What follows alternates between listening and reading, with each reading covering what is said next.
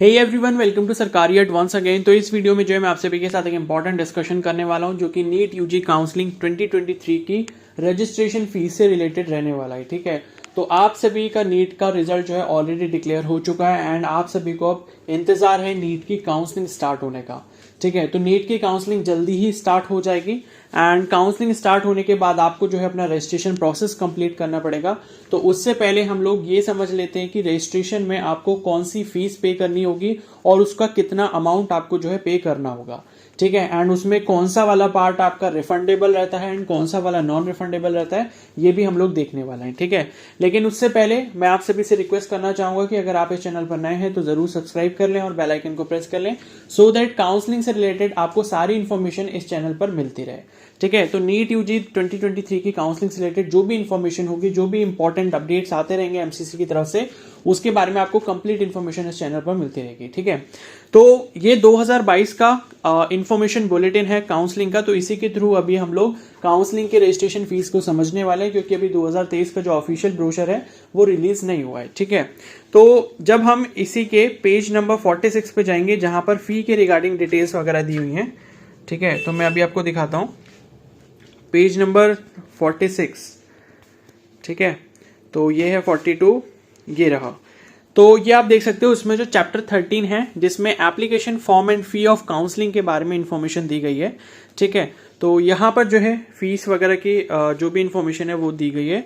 तो यहाँ पर एक क्वेश्चन के फॉर्म में इसको पूछा गया है कि what are the various fee to be paid at the time of registration. ठीक है, तो एमसीसी की वेबसाइट पे जब हम यूजी कोर्स के लिए मेडिकल काउंसलिंग जो है उसके लिए रजिस्ट्रेशन प्रोसेस करेंगे तो पहली चीज मैं आपको बता दूं कि एमसीसी जो है वो हमारे 4 कोर्सेज के लिए यहाँ पर जो है, मतलब 4 नहीं, मतलब जो भी कोर्सेज है वो मैं बता देता हूँ। लाइक एमबीबीएस हो गया, बीडीएस हो गया और बीएससी नर्सिंग हो गया। तो ये कोर्सेज के लिए जो है यहाँ पर आपकी काउंसलिंग होती है। बाकी आयुष काउंसलिंग अलग होती है और एक काउंसलिंग होती है VCI, veterinary council of India, जो कि वेटनरी के लिए काउंसलिंग करवाता है। ठीक है, तो एमबीबीएस हो या फिर बीडीएस हो या फिर बीएससी नर्सिंग हो, तो इन तीनों ही कोर्सेज के लिए ये आपकी काउंसलिंग की रजिस्ट्रेशन फीस रहेगी। तो यहाँ लिखा है कि at the time of registration students participating for medical, dental और BSc nursing seats will have to pay 2 kinds of fees. ठीक है, तो अगर आप एमबीबीएस या फिर बीडीएस या फिर बीएससी नर्सिंग के लिए अप्लाई करना चाहते हो तो आपको 2 टाइप की फीस जो है वो यहाँ पर पे करनी होगी। पहला है फॉर डीम्ड यूनिवर्सिटीज। ठीक है, तो जो प्राइवेट यूनिवर्सिटीज हैं या डीम्ड यूनिवर्सिटीज है उनके लिए क्या फीस स्ट्रक्चर रहता है। तो एक तो आपको नॉन रिफंडेबल रजिस्ट्रेशन फीस पे करनी होती है 5000 rupees, same for all candidates. ठीक है, यहाँ पर कैटेगरी के लिए कोई भी डिस्ट्रीब्यूशन नहीं है कि लाइक जनरल कैटेगरी को इतना पे करना है, एससी कैटेगरी को इतना पे करना है। सभी के लिए कॉमन फीस है जो है 5000, जो कि आपका नॉन रिफंडेबल रहेगा। किसके लिए? डीम्ड यूनिवर्सिटी या प्राइवेट यूनिवर्सिटीज जो है, जो आपको बीडीएस, एमबीबीएस या फिर बीएससी नर्सिंग कोर्सेज प्रोवाइड करते हैं। और उसके साथ साथ आपको रिफंडेबल सिक्योरिटी फीस पे करनी होती है जो कि आपकी 2 लाख रुपीस की है। ठीक है, तो प्राइवेट कॉलेजेस के लिए अगर आप काउंसलिंग अप्लाई करोगे तो उसके लिए आपको 2 लाख प्लस 5000 यानी कि 2,05,000 रुपीज का अमाउंट जो है वो पे करना होगा, जिसमें से 5000 रुपीज जो है वो आपका नॉन रिफंडेबल रहेगा, वो आपको किसी भी कीमत पर नहीं मिलेगा। एंड 2 लाख रुपीज जो है वो आपको जब आपकी काउंसलिंग के सारे राउंड्स खत्म हो जाते हैं तो उसके भी अलग अलग केसेस होते हैं। अगर आप उन केसेस को सही से पढ़ते हो, फॉलो करते हो, मैं आपको बताऊंगा कि किस केस में होती है रिफंडेंट, किस केस में नहीं होती। तो अगर आप उस केसेस के अकॉर्डिंग एलिजिबल रहोगे तभी आपको ये 2 लाख रुपीज वापस आपको बैंक अकाउंट में मिलेंगे, अदरवाइज नहीं मिलेंगे। ठीक है, तो वो हम एक अलग वीडियो में समझेंगे कि किस केस में मिलते हैं किस केस में नहीं मिलते हैं। अब बात करते हैं for 15% all India quota central universities like DU, AMU, BHU and Jamia.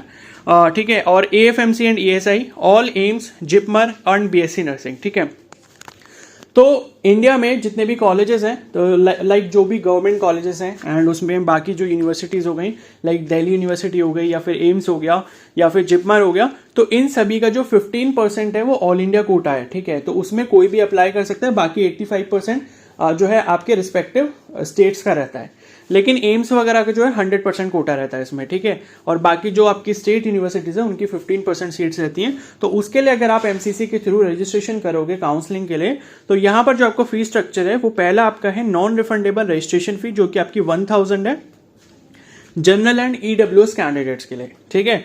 तो रजिस्ट्रेशन फी अभी हमने देखा था डीम्ड यूनिवर्सिटी में 5000 थी, यहाँ पर 15% ऑल इंडिया जो गवर्नमेंट सीट्स हैं उनके लिए 1000 रुपीज है, किसके लिए, जनरल एंड ईडब्ल्यूएस कैटेगरी के लिए। लेकिन अगर आप SC ST OBC या PWD कैंडिडेट हो तो आपको 500 रुपीज एज रजिस्ट्रेशन फी पे करना होगा, ठीक है। और ये नॉन रिफंडेबल होता है, ये आपको वापस नहीं मिलेगा। नेक्स्ट है आपका रिफंडेबल सिक्योरिटी अमाउंट, जो कि है आपका ₹10,000 जनरल एंड ईडब्ल्यूएस कैटेगरी के लिए, और 5000 है SC ST OBC and PWD candidate के लिए, ठीक है। तो यहां पर अगर हम बात करें जनरल और ईडब्ल्यूएस कैटेगरी की, तो अगर आपको गवर्नमेंट कॉलेजेस की जो भी काउंसलिंग है 15% ऑल इंडिया कोटा या एम्स जिपमर AFMC इन सब के लिए अगर आप करवाते हो तो आपको 10,000 प्लस 1000 यानी कि 11,000 पे करना होगा, ठीक है। एंड इस बार भी ऐसा लगता नहीं है कि कोई भी चेंजेस इसमें होंगे या फीस जो है वो रिवाइज होगी, वो इतनी ही रहेगी, ठीक है। बाकी कुछ भी अगर चेंज होता है तो वो ऑफिशियली आ जाएगा एंड वो भी मैं आपको बता दूंगा, ठीक है। लेकिन फिर भी हम 99% यही सोच के चलेंगे कि लास्ट ईयर का जो फीस स्ट्रक्चर था रजिस्ट्रेशन फीस का वही इस साल भी रहेगा। तो जनरल और ईडब्ल्यूएस कैटेगरी से अगर आप बिलोंग करते हो तो 15% ऑल इंडिया कोटा के लिए अगर आपको अप्लाई करना है तो 11,000 रुपीज की मतलब registration fee plus security fees पे करनी होगी। और अगर आप OBC SC ST या PWD कैंडिडेट हो तो आपको 500 प्लस 5000 यानी कि 5500 रुपीज पे करने होंगे as a registration fee for MCC NEET UG counselling, ठीक है। किसके लिए, MBBS के लिए, BDS के लिए या फिर BSc नर्सिंग कोर्सेज के लिए। तो ये आपका जो है कंप्लीट फी स्ट्रक्चर रहता है। अब किस किस केस में ये आपको वापस होगी, किस केस में वापस नहीं होगी, ये सारी चीजें मैं आपको अच्छे से एक्सप्लेन कर दूंगा एक अलग वीडियो में, सो दैट कि बाद में जब आप पार्टिसिपेट कर रहे होगे काउंसलिंग में तो आपको कोई भी कंफ्यूजन ना रहे एंड आप कोई भी गलत स्टेप ना लो जिससे आपका जो सिक्योरिटी फीस वाला अमाउंट है वो आपको वापस ना मिले, ठीक है। एंड मोस्ट इंपॉर्टेंट चीज, जिस अकाउंट से आप सिक्योरिटी फीस पे करोगे वो अकाउंट प्लीज एक्टिव रखना जब तक आपका रिफंड आपको वापस ना मिल जाए, क्योंकि बहुत सारे कैंडिडेट्स का अकाउंट क्या होता है कई बार बंद हो जाता है, फिर उनको सिक्योरिटी फीस नहीं दी जाती है। तो इस चीज का बहुत अच्छे से ध्यान रखना। बाकी चैनल पर नए हो तो जरूर सब्सक्राइब कर लो, फर्दर अपडेट्स आपको इस चैनल पर मिलते रहेंगे। और अगर कोई डाउट हो तो आप मुझे कमेंट सेक्शन में पूछ सकते हो। Okay, so thank you and have a nice day.